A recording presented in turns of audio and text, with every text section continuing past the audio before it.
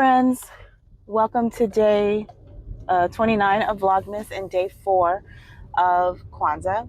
Today's principle is Ujamaa, and that means cooperative economics. It's Friday afternoon and I am headed to one of my local-ish plant shops. I say local-ish because it is like 40 minutes away. So they're having an end of year sale, and I just want to see what they have to see.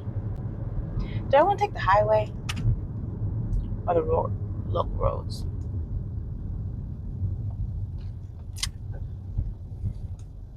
Let's take the highway. So I'm gonna go over there and then head home. Tomorrow at church, I am telling the children's story. And I didn't write the story down. I'm not winging it 100%. I would say like 50% winged. I have an outline of the story that I want to tell. And it is a story about what to do when you're scared. And I'm going to use Tootie as an example because she hates thunderstorms. And whenever it starts raining, she gets really scared because she knows that when it rains, there will probably be thunder. And she's not about that. So what I want to do is have all of the adults in church make sounds to mimic a thunderstorm while I'm telling the story.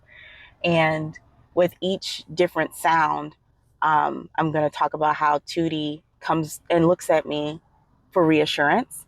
And I tell her, Tootie, safe, you're okay. And then she kind of like is like, okay, I believe you. And she goes and sits down or lays down. And then the storm gets louder. And she keeps coming back for reassurance, which of course I keep reassuring her that she's safe, that, Tootie's safe, Tootie okay. And then she goes and sits back down. And eventually when the storm, like when it's thundering the most, and like raining really hard and wind and all that good stuff, she, is this thing on? Yes. When it's raining and thundering the most, she will come and like get on my lap. Like the safest place I can be is like in your arms. Like she almost will start digging. And I'm like, what are you trying to do? Be inside my skin? Because that's not a thing, sweetheart.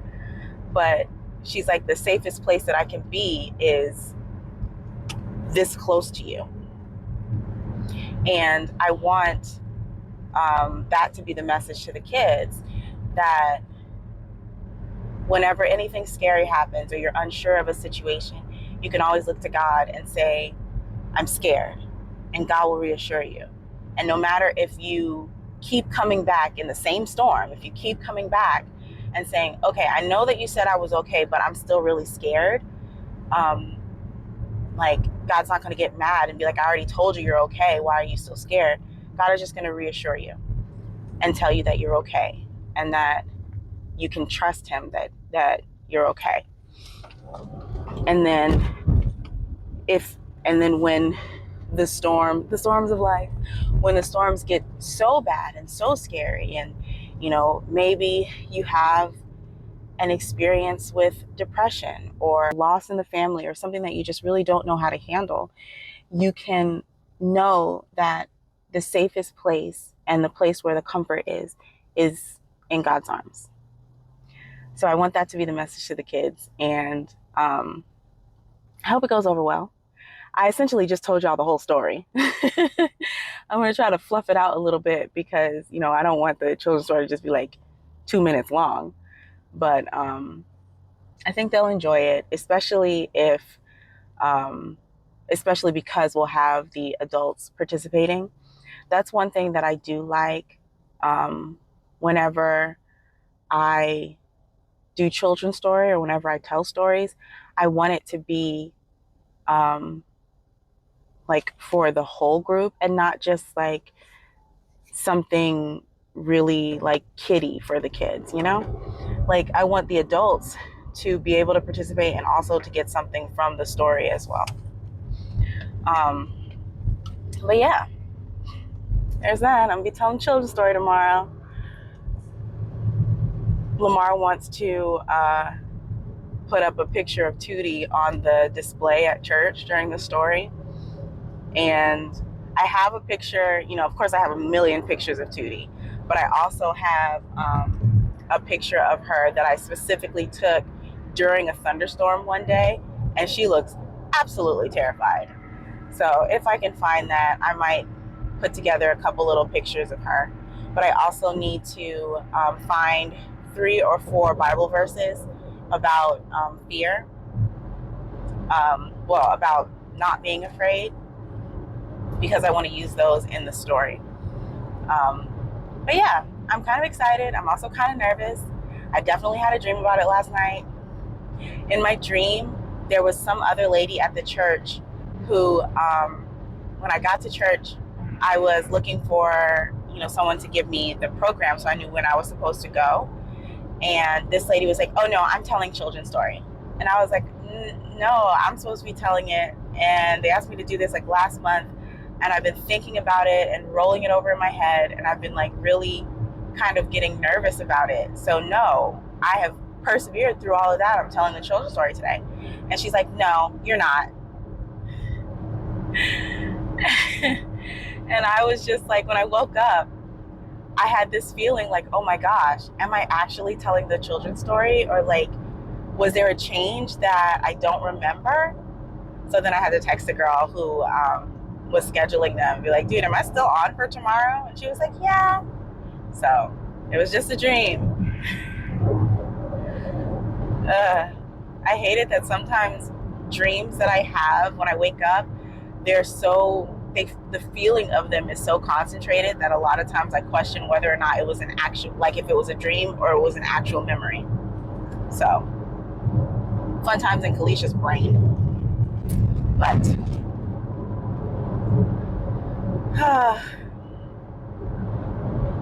I'm gonna get on up this highway and I'll see you guys at the play shop.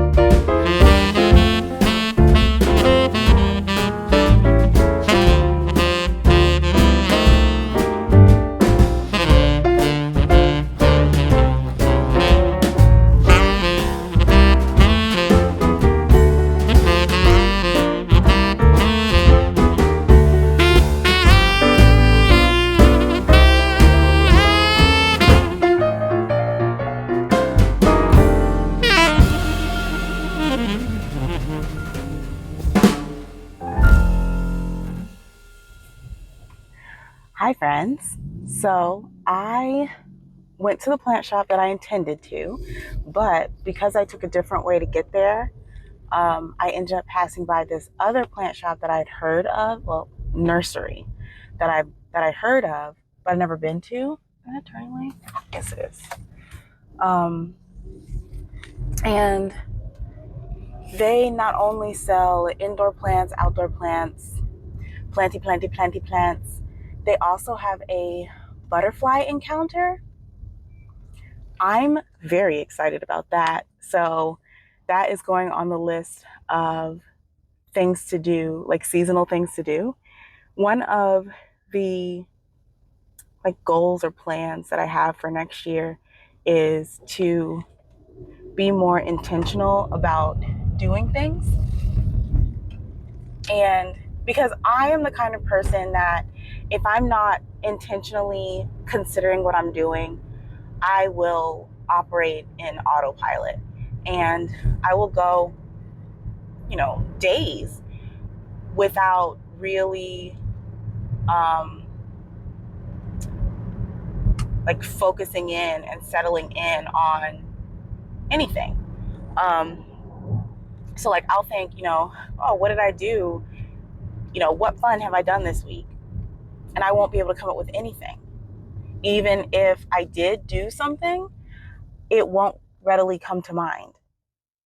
So my thought process with combating that is to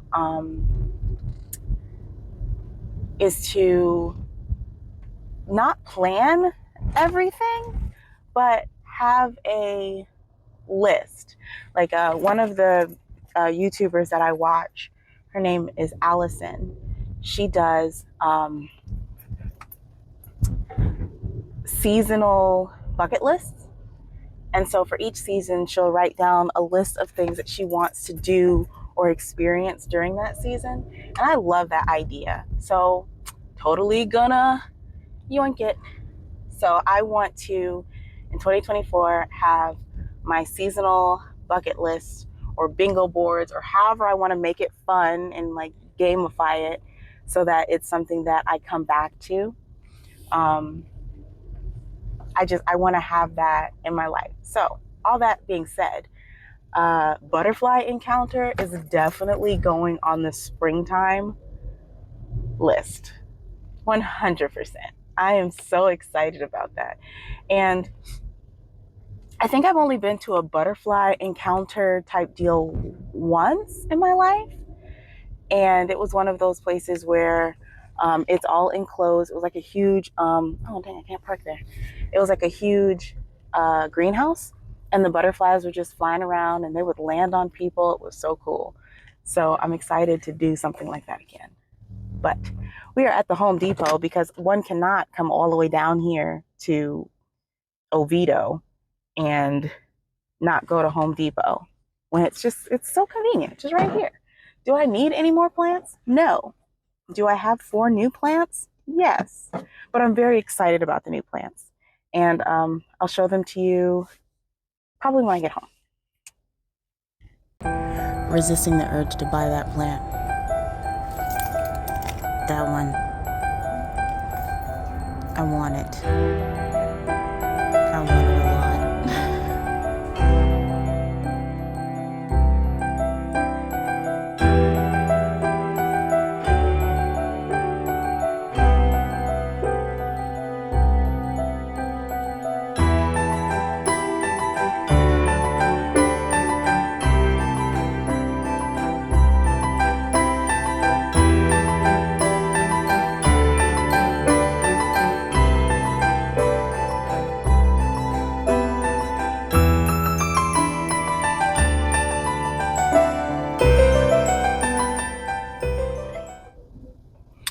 Okay. So as you saw in that clip, I did get another plant, but in my defense, it was only $6, and they never have that particular kind of prayer plant sold in a small pot. It's always in like, whenever they have it, it's always in like a $20 pot, which is I think they're 6-inch pots. And I don't, like in my collection, I don't really have super large plants. And I feel like a 6-inch pot, like big mounding plant, is too big for my collection, you know what I mean? So finding it small like that is pretty great. Even the cashier looked at it and said, I didn't even know we sold these this small. Same. So it does look a little bit rough. So I'm going to repot it when well, not immediately when I get home, but it is going to be repotted. And yeah. And I'm very confident with prayer plants. That's pretty much why I wanted that one that I pointed out earlier, aside from the fact that that prayer plant is beautiful. Like, And I think I've mentioned them before. I did. I mentioned the prayer plants when I was talking about the purple shamrock oxalis that I got, because I was talking about plants that move with the light, and prayer plants or marantas do that. They move their leaves face the light, and then at night they kind of fold them up. The cutest thing. So in my current collection, I have a rabbit foot prayer plant. I have the regular green rabbit foot, and then I have a variegated rabbit foot.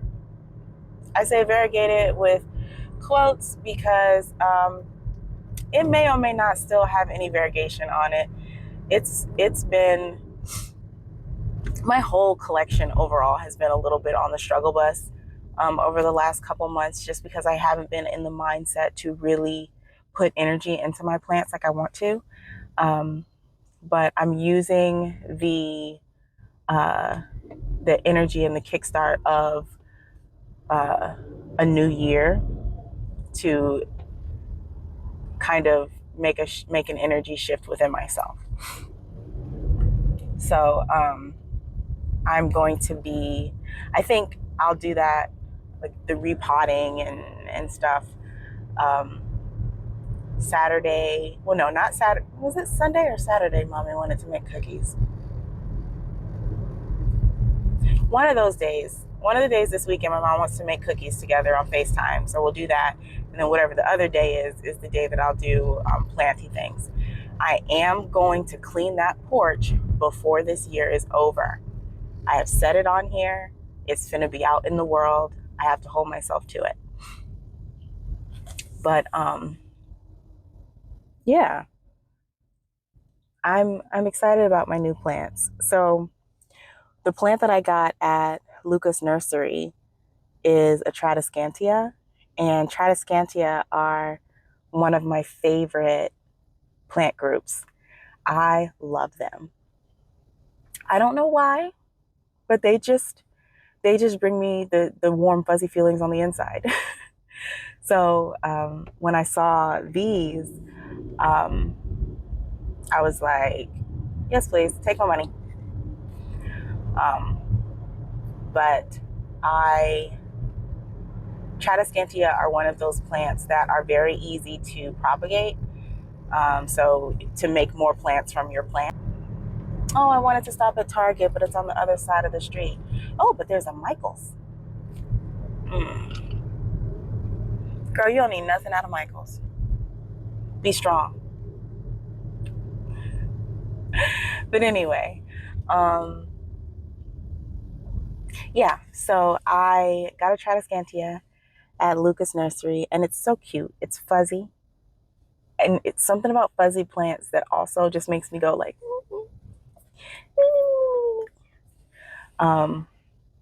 and the plants that I got at Oviedo, what are they called? DIY lawn and plants, whatever they're called, Oviedo plants. I got a little Hoya, which is Hoya Australis Lisa. At least I think that's what it is. I'm like 90% sure that's what it is. It wasn't labeled. But that is a really pretty plant. And I had it at the beginning of like my plant collecting, and merged that thing. So here we are trying again with it. I also got a lipstick plant, which I've never had before, but I really admire them in the store whenever I see them because they have this really pretty delicate drape to them. And I also got a Cebu blue epipremnum, and that is a vining plant. I really like vining plants because I have this picture in my head of my bookshelves at home where I have all my Grinchy things, like having plants that drape down. Yeah, those are the only plants that I got today. And I am excited to give myself like a year-long project, or not even a year long because I'm not good at planning things that far out. So we'll say a first 3 months of 2024 project of taking cuttings of my plants and getting them started, propagating, getting them rooting, and then start building my plants back up because they can be so beautiful. And I love my collection and I love my plants. And I've gotten to the point where I think I have either given away the plants that just don't bring me joy.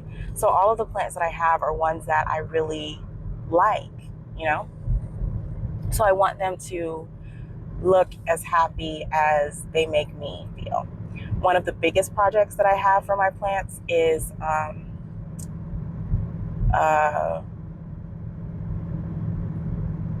was going to say renovating. That's not the word. I can't think of the word, but my Kiva plant, which is a fuzzy petiole, philodendron fuzzy petiole. That's the plant that I bought last year when we found out that Kiva was having the heart issues, like when we found out specifically what it was. I bought this plant and it has gone through the struggle because it's one of those plants that struggles a lot if I forget to water it. And I've had a few times where I've gone entirely too long without watering it and I thought I killed it. I cried. I cried about it. Is this where I'm supposed to be turning?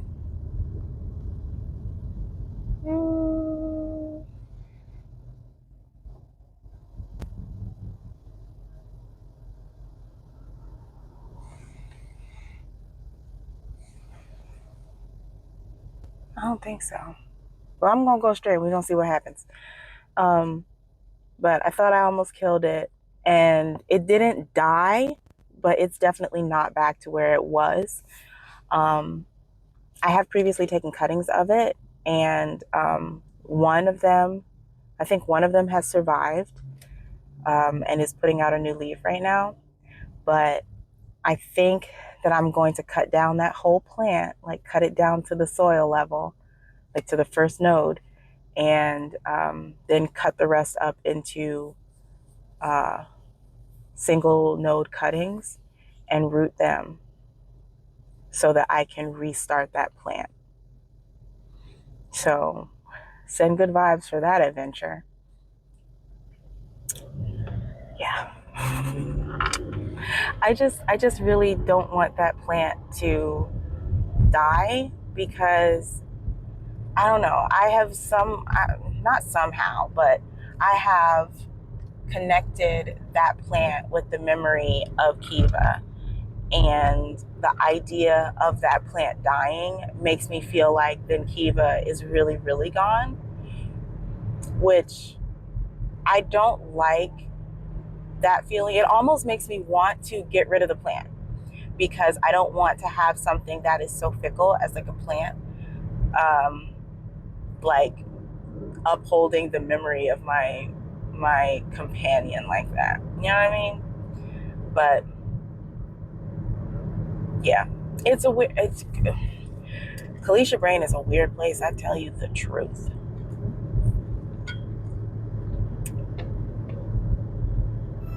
Yep.